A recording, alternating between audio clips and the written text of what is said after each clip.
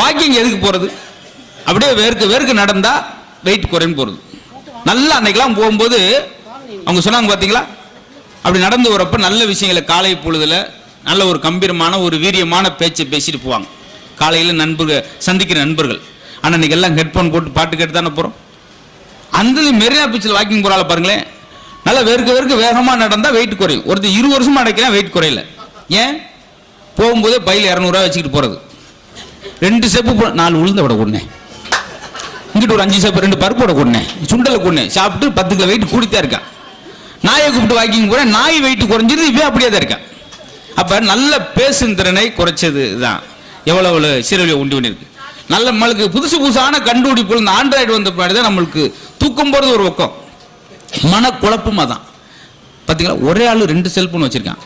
எதுக்கு? காலையிலேருந்து ஃபோனே வழின்னு வச்சுக்க, ஒன்றில் கால் பண்ணி ஒன்றில் அவனே கேட்டுக்கிறேன், ஹலோ நான் தான்